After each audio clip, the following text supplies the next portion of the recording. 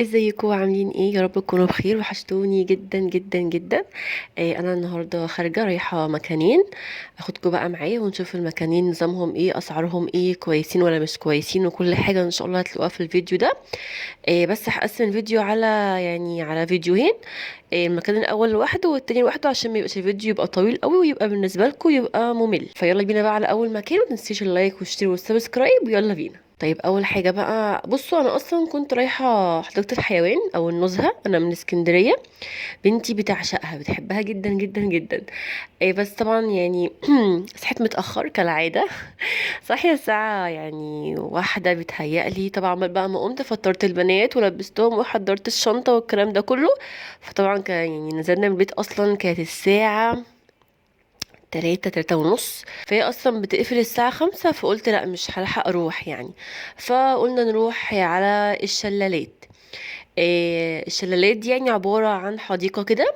فقلنا بقى نروح كده نقعد فيها شوية كده ونشم هوا. فمكان حلو جدا. دلوقتي بقى احنا كنا هو على الطريق. ده الطريق الدولي، انا من اسكندريه. وشكل السما حلو قوي قوي قوي. انا بعشق جو اسكندريه في الشتاء، بحبه جدا. كده خلاص بقى انا وصلت اهو المكان. انا كده في الشلالات. انا ما اعرفش في مكانها بالظبط بس اكيد كلنا عارفينها. هو اصلا المنطقه اصلا بتاعتها اسمها الشلالات. فهي حديقه كبيره جدا، على مساحه كبيره قوي قوي. فكده وصلت والصغنن بتاعي هو قاعد جنبي في العربيه. الجو كان حلو جدا، ما كانش ساقعه، كان جميل كده وكان لطيف كده. انا كنت قاعده في الحته كده اللي فيها حبه مراجيح. فيها اول حاجه النطاطه المنفوخه دي، العيال كلها بتحبها كلها بتحبها. بس المشكله بتاعتها في الشتاء طبعا، بتبقى مثلا ان هي تشتي عليها، فيها تراب فيها كده، مش بتبقى نظيفه قوي زي الصيف بصراحه. بس شغاله عادي. العيال كانوا برضو فرحانين بيها وطالعين ونازلين فيها، فقشطه شغاله. فيها برضو الزحليقه الجميله دي ومرجحتين. وعلى فكرة حالتهم حلوة جدا جدا. فيها برضو النطاطة دي برضو كانت حلوة. ودي كده بنقعد عليها، وانا كمان قعدت عليها. وبرضو بتروح وتيجي برضو. مراجيح حلوة ومش وحشة خالص على فكرة. دي برضو بقى اللي هي حد يقعد هنا وحد يقعد هنا، برضو جميلة جدا. عايزة اقول لكم ان المراجيح دي كلها النص ساعة او الساعة الا ربع ب20 جنيه.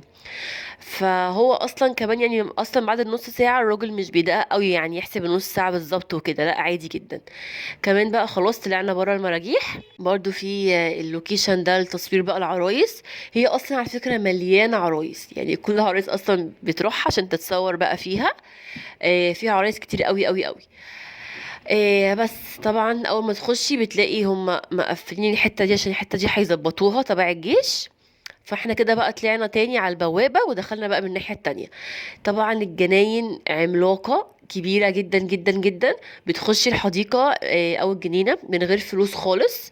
تخشيها بالمجان، فبجد حلوة جدا. شايفين مساحتها قد ايه؟ مساحتها كبيرة قوي قوي قوي، فيها مساحة مهولة. بجد تعالوا هنا، تحفة. مكان كبير كبير كبير كبير كبير كبير كبير. وفي جناين كتير، وطبعا أهم حاجة من غير فلوس، وحاجة حلوة جدا.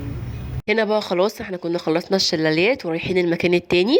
شكل السماء يا خرابي، شكلها يهبل بجد، حلوة قوي قوي قوي قوي قوي. المكان التاني بقى هو عبارة عن كيدز اريا. اكبر كيدز اريا في اسكندرية، اسمها كيدز ستيشن. تحفة يا بنات، حلوة قوي قوي. استنوا بقى ان شاء الله الفيديو الجاي بقى هصوره لكم كله بقى باسعاره بكل حاجة. فيلا بقى اعملوا بقى لايك عشان انزل لكم الفيديو التاني على طول. طيب انا ما حبيتش الفيديو يبقى طويل عليكم، لان هو اصلا الشلالات عباره عن حديقه كبيره جدا بس ما فيهاش اي حاجه تانية. وفيها حبه المراجيح دي وخلاص.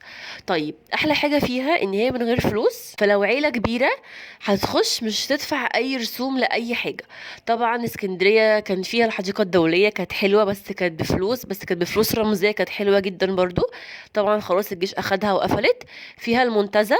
بس لو انت مثلا من العجمي زي عشان تروحي المنتزه، اصلا السكه هتاخد ساعه ونص ساعتين، اصلا رايح ساعتين جاي. فطبعا مشوار بعيد قوي قوي قوي عليكي. زائد ان المنتزه باين دخول الفرد بعد التجديد 35 25، مش فاكره بالظبط كان بكام فلو عيله كبيره هيدفعوا مبلغ طبعا وانتي داخله. في مثلا جناين مثلا تاني مثلا بتقولك في مثلا رسوم على الاكل، رسوم على الحاجات الحلوه، شيبسيات بقى، بسكوتات، الحاجات دي كلها. فاحلى حاجه في الشلالات ان هي ما فيهاش الكلام ده خالص، اللي بتخشي من غير فلوس نهائي. فيعني انا حبيت الفكره جدا وبحب اروحها قوي، علشان يعني بترجعني كده ايام بقى زمان لما كانت العيله كلها بقى بتتجمع كده بقى وتروح مكان زي ده، تفرش على الارض، تجيب بقى اكل، ده يجيب معرفش اكل ايه، دي تجيب اكل ايه، وده يجيب اكل ايه، ونعمل غدوه كده بقى مع بعض ونقعد مع بعض، نجيب كوره، نلعب شد الحبل، نلعب استغمايه، نلعب الشاي، بنحكم على بعض. فبجد روحوا المكان ده من غير اي فلوس. جمعوا كده اصحابكم من العيله بتاعتكم، افرشوا على الارض كده واقعدوا بقى واستمتعوا بالجو الجميل، العيال تلعب حواليكوا كوره. إيه، ارجعوا شويه لايام زمان اللي هي ما كانش فيها بقى السوشيال ميديا والحاجات اللي بعدتنا جدا جدا عن بعض. فدي احلى حاجه انا عن نفسي بحبها. فكل ما تبقوا اكتر يعني في العدد بتاعكم، كل ما تبقوا مستمتعين اكتر. هاتوا بقى اي حاجه انتوا بتحبوها بقى، اعملوا اكل بتحبوه، سندوتشات، اي حاجه. وبجد روحوا استمتعوا بقى كده وارجعوا لايام زمان، ان شاء الله هتتبسطوا جدا جدا جدا. انا مرضتش طبعا اصور بقى باقي المكان لان هو كله عباره عن جناين بس، مفيش اي حاجه تانية فيه. فبس كده حبيت الفيديو يبقى قصير ما يبقاش طويل، عشان كل الناس تشوفوا اللي معاها باقه واللي معهاش باقه. جايز لما تشوفوه مثلا تفتكروا المكان. لو حد مثلا يعرفوش، رونيا شكرا، محدش يعرف الشلالات، يعرفوا يروحوا. حد مثلا يعجبه مثلا الكلام ان احنا نتجمع زي الاول ونروح نلعب ونتبسط وننسى خالص بقى حوار التليفونات ده، وفعلا يجمع العيلة ويروح. فجايز اي حاجة من دي. فيا رب الفيديو يبقى عجبك وتروحوا وتتبسطوا ان شاء الله.